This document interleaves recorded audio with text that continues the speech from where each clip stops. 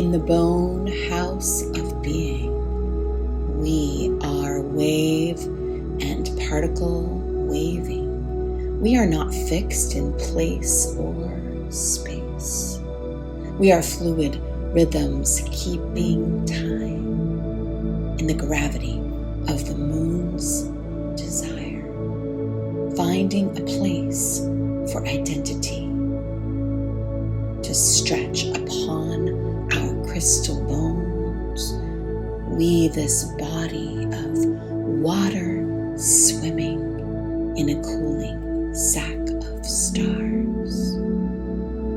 When you wonder who you are, you don't need to look too far. You are energy and matter dancing in the earthen water star. I will meet you. I will meet you where you are. Dear ones, it's Shiloh Sophia here, the curate at Musea, and I'm sharing an excerpt from a talk that I recently gave to intentional creativity educators, where we enter an exploration beyond cause and effect, dive into the gravity of the moon, dancing on the equal sign in E equals MC squared, and an invitation to increase your sensuality and palette of pleasure as a way to navigate pain. All of it is an invitation I thought you might appreciate.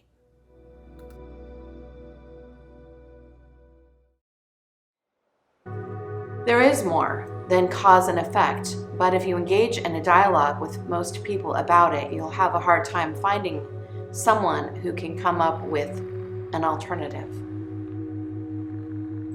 What if the alternative exists in the science of it? What if the alternative of it's either particle or wave is that it's both particle and wave? Well, we know that, and they're in different conditions, and depending on how things are working and how things are designed, we have a different response level. For example, take the moon. The moon has a gravitational pull that creates the consistency and the constancy of the tides throughout the whole world, but depending on where you live, those tides work differently, and some have more than one, and some don't have it in the way that we do where we live because of land masses. So sometimes the moon doesn't operate the same way on bigger bodies of water because smaller bodies of water move differently, so the timing is different. So the gravitational reality of the moon impacts water, but it depends on the size of that water, and then it depends on time. Gravity isn't always instant either, because it actually takes the speed of light, time, and the order for the sunlight or moonlight to even reach your eyes. It's not in real time. The gravitational pull of the moon impacts all the waters, and we ourselves are bodies of water, and the moon is impacting these bodies of water, whether we recognize it or not, or wherever you are in the evolution of your moon cycles, your body is still being affected. If an entire ocean is affected by the gravity of the moon, would not this body of water be impacted by the gravity of the moon? And it changes day by day, moment by moment. In a new moon, which we're in right now, it's only at 0% for the smallest percentage of time, and then it's changing and the tides are changing with it. Everything is in motion, so there really is no fixed cause and effect because it's all in motion. When we inhabit this cooling sack of stars, we are energy and we are matter at different densities occurring. Even the earth is responding to the gravity of the moon, but because earth is composed differently, the tug on it is ever so slight as compared to a body of water. It's organized differently, but it's still every creature, every plant, everything is impacted by this motion. It is never fixed. It is never either or. It's always in a yes continuum of this and that, moving now, and now it's on to something else. This is us too in the earth cycles. This is us too being impacted by time. Every phase of every moon evolves with us as our bodies are changing, and they call it age, but we're in a cycle. We're in a phase. We're in a series of tides. There is never a dull moment. There is never this null. There is always this motion between energy and matter, and between here and between there, and between ours and mine, and between his and between hers. We're in a fluid state. But the different parts of us are impacted in different ways. Just like the earth is impacted differently than the water for the gravity of the moon, so too is how you experience yourself as physical and visible and solid, and out here, invisible and fluid and in motion. But every single thing is in motion, and the grace of the miracle is that this stays together at all. That you're even here at all, that I am where you are visually and energetically, that we are in a quantum commons together, experiencing this evolution of our species, and it just goes on. What we are here to do is to discover that going onness, to get in rhythm, not with here or there, but in between, into presence, into possibility, into the space where matter ends, it seems, and energy begins, it seems, with this thin veil of skin holding us in. As a baby in the womb, almost translucent. You can see through our skin. And as we begin to age, we again see the translucency as we're slipping through the veil. And every day this change is happening. Every day a shift in skin, in eyebrow, in moon phase, in body response. We are bodies of water impacted by the gravity of the moon and the light of the sun. And we are organized in this specific way for a specific short period of time to have this human experience, and only you really know what this is to be for you as a soul. But if we don't ask the question, how then will we live into the what is soulness? Because soul is existing in matter and in energy. Soul is existing between the two. Soul is on that equal sign where you're standing in the middle and you're looking both ways. I invite you to imagine a giant E equals MC squared right now. Giant, like there's a big old E over here, and in the middle there's an equal sign and I'm on it, and there's like this huge MC squared over here, and I'm standing in the middle on the equal sign, and that's where the action is.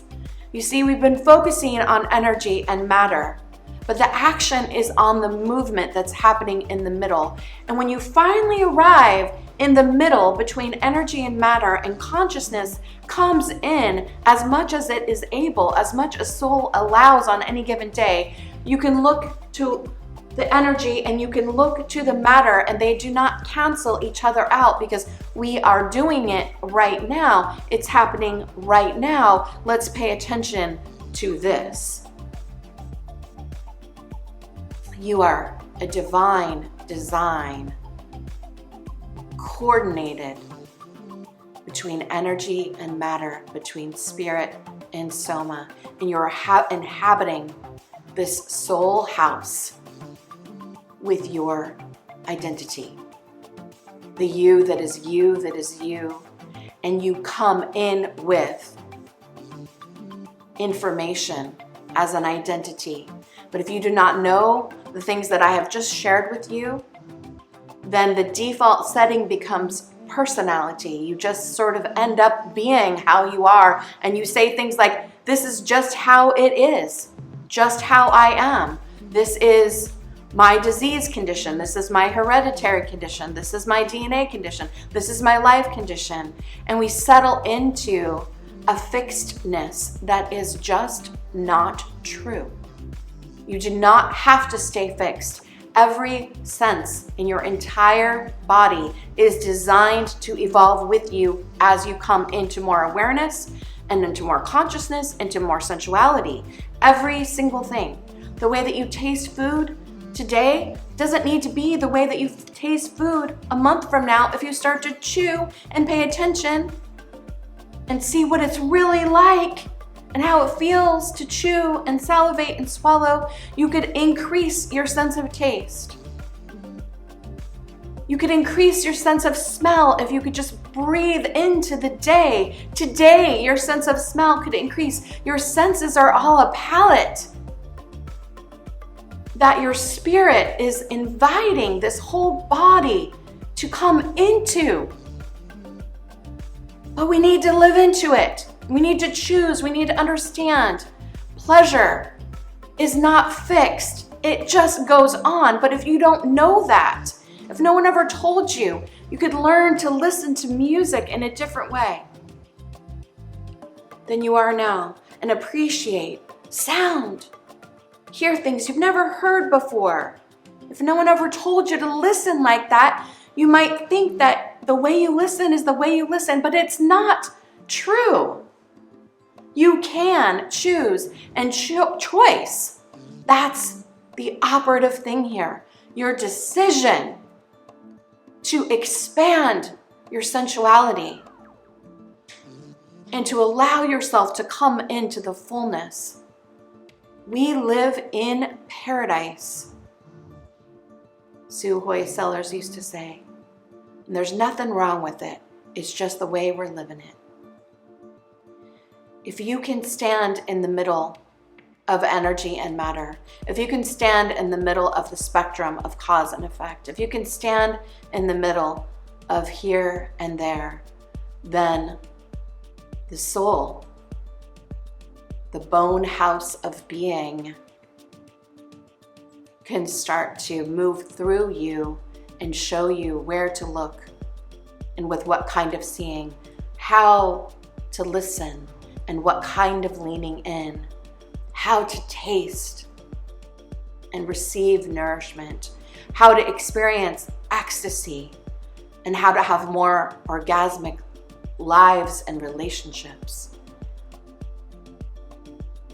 The clue is in the middle. It's where the infinity loops over from spirit to soma, from consciousness to voice, from identity to personality. Each one of the areas that we're studying that makes up the constellation of being is rooted in the idea that you are this gorgeous whole being who's having a human experience right now. And we want to invite you into the origins of that experience so that you can live fully now, right now. Now is where we live all the time. We just don't always recognize it, and so we're missing the beauty. And the beauty is the only way we're going to survive the degree of suffering that we are experiencing and noticing and being a part of creating and solving with this planet.